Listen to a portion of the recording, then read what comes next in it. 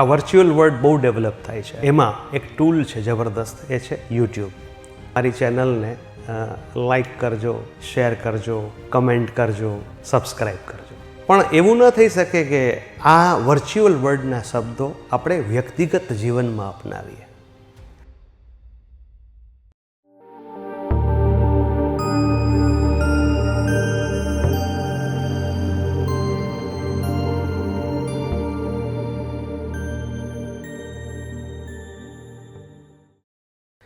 નમસ્કાર, સેન્સવર્ડ્સ નામની મારી યુટ્યુબ ચેનલમાં આપનું સ્વાગત છે.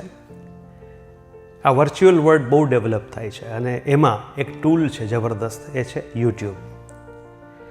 જ્યારે પણ કોઈ પણ યુટ્યુબર પોતાનો યુટ્યુબ વિડીયો અપલોડ કરે છે ત્યારે એક વાત હંમેશા કહે છે કે મારી ચેનલને લાઈક કરજો, શેર કરજો, કમેન્ટ કરજો, સબસ્ક્રાઈબ કરજો. અને મારા વિડીયોમાં હું પણ બોલું છું, અત્યારે પણ આપને હું વિનંતી કરું છું કે જો આપને મારો વિડીયો સારો લાગ્યો હોય, મારી વાત સારી લાગી હોય તો લાઈક કરજો, કમેન્ટ કરજો, શેર કરજો અને સબસ્ક્રાઈબ તો જરૂર કરજો. પણ આ જે 4 શબ્દો છે એ આપણે એક વર્ચ્યુઅલ વર્લ્ડમાં જબરદસ્ત વાપરીએ છીએ અને એની ઇફેક્ટ પણ આપણને મળે છે. પણ એવું ન થઈ શકે કે આ વર્ચ્યુઅલ વર્લ્ડના શબ્દો આપણે વ્યક્તિગત જીવનમાં અપનાવીએ. આપણે સામાજિક પ્રાણીઓ છીએ, એટલે આપણે લોકો સાથે કામ કરવાનું છે. એ પારિવારિક જીવન હોય કે વ્યાવસાયિક જીવન હોય. તો આપણે કોઈ વ્યક્તિ સાથે વાત કરીએ છીએ તો એ વ્યક્તિની ખૂબી પર આપણે વાત કરીએ અને એને લાઈક કરીએ.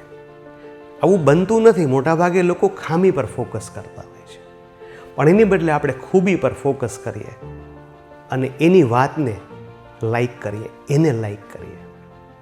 આ લાઈક કરવાની બહુ જબરદસ્ત જે વાત છે, એના પરિણામો અદ્ભુત આવી શકે છે.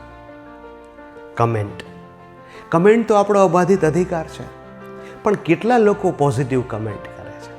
વર્ચ્યુઅલ વર્લ્ડમાં તો આપણે અપેક્ષા રાખતા હોય અને સારી કમેન્ટને આપણે રિસ્પોન્સ પણ આપતા હોય, પણ વ્યક્તિગત જ્યારે વાત આવે, કોઈ વ્યક્તિ સાથેના સંબંધોમાં વાત આવે ત્યારે આપણી કમેન્ટ કેવી હોય? આપણે કોઈ વિશે સારી વાત કરવી હોય તો કેટલી વાર કરી શકીએ છીએ? તો જ્યારે આપણને કોઈ વ્યક્તિ મળે, આપણે એના સંપર્કમાં આવીએ, આપણા પરિવારની હોય કે કોઈ પણ હોય, તો એની સારી વાતને લાઈક કરીએ અને એના પર સારી કમેન્ટ કરીએ. કદાચ એક સારી કમેન્ટથી એનામાં રહેલી જે કદાચ મર્યાદાઓ હોય તો એ દૂર કરવાનો પ્રયત્ન કરશે. તો કમેન્ટ કરીએ, પોઝિટિવ કમેન્ટ કરીએ, એવી કમેન્ટ કરીએ કે એને ઇમ્પ્રૂવ કરવાનું મન થાય. શેર. આ માનવ જીવન સંવેદનાઓનું જીવન છે.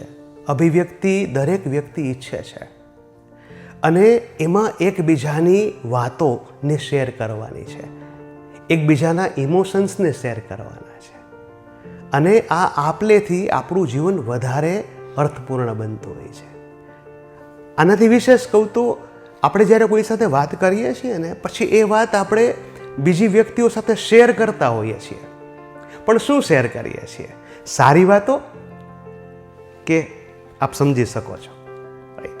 તો એની બદલે આપણે એવો વિચાર કરીએ કે મેં આ વ્યક્તિ સાથે વાત કરી, મારા સંબંધો છે, તો એમાં સારું શું છે? જેમ તમે ચેનલ કોઈ જુઓ છો, વિડીયો જુઓ છો અને તમને સારું લાગે તો તમે તરત શેર કરો છો. તો કોઈમાં રહેલી સારી વાતોને તમે અન્ય વ્યક્તિને શેર કરી શકાય. કારણ કે એ સારી વાત શેર કરવાથી આપણને પણ સારી અનુભૂતિ થાય અને સાંભળનારને પણ જ્યારે ખબર પડે, બોલનારને ખબર પડે ત્યારે પણ એનો રાજીપો વ્યક્ત થાય. તો શેર કરીએ. તમને એમ થાય કે આ તો બધું બરાબર, પણ સબસ્ક્રાઈબ કેવી રીતે કરવા? ચેનલને સબસ્ક્રાઈબ તો તમે કરી શકો, પણ વ્યક્તિને સબસ્ક્રાઈબ કેવી રીતે કરવા? હવે આ વર્ચ્યુઅલ વર્લ્ડને તમે જાણો છો કે સબસ્ક્રાઈબ કર્યું હોય તો તમને નોટિફિકેશન મળે. ફરીથી કહું છું, આપણે સંબંધોમાં માનનારી પ્રજા છીએ અને આપણે એવું ઈચ્છીએ છીએ કે આપણને કોઈક જાણે, આપણી માનસિક સ્થિતિને કોઈ જાણે, આપણી વ્યથાને જાણે, આપણી પરિસ્થિતિને જાણે. પણ આ ક્યારે જાણી શકાય? જ્યારે તમે એની સાથે એક થાવ ત્યારે, જ્યારે તમે એની સાથે કનેક્ટ થાવ ત્યારે. તમે જ્યારે સબસ્ક્રાઈબનું બટન દબાવો ને ત્યારે સબસ્ક્રાઈબ થાય. એમ સંબંધોમાં લાગણીઓના બટનને દબાવવા પડે અને આ બટન જ્યારે તમે દબાવો, નજીક જાઓ, એની વાતને તમે શેર કરો, એની વાત પર સારી કમેન્ટ કરો, એની વાતને લાઈક કરો, ત્યારે એ અનુભૂતિ થાય કે મારું કોઈક છે, અને એ આપમેળે તમારામાં સબસ્ક્રાઈબ થાય છે. તમે એને સબસ્ક્રાઈબ કરો છો. જીવનમાં દરેક વ્યક્તિ એવું ઈચ્છે છે કે મારે બે વાત કરવી છે, મને પણ કોઈક સાંભળે, મને કોઈક સમજે. તો આ યુટ્યુબના સરસ મજાના 4 જે ઓપ્શન આપ્યા છે, લાઇક, શેર, કમેન્ટ અને સબસ્ક્રાઈબ, એને આપણે માનવ જીવનમાં એનો ઉપયોગ કરીએ. વર્ચ્યુઅલ વર્લ્ડમાં તો વાપરીએ છીએ, એને આપણે હવે એકચ્યુઅલ વર્લ્ડમાં વાપરીએ. જો તમને અમારી વાત સારી લાગી હોય તો ફરીથી કહું છું, અમારી ચેનલને સબસ્ક્રાઈબ કરજો, મારા વિડીયોને લાઇક કરજો, પ્રોપરને સારી કમેન્ટ કરજો અને શેર કરવાનું તો ભૂલતા જ નહીં. Stay tuned. નમસ્કાર.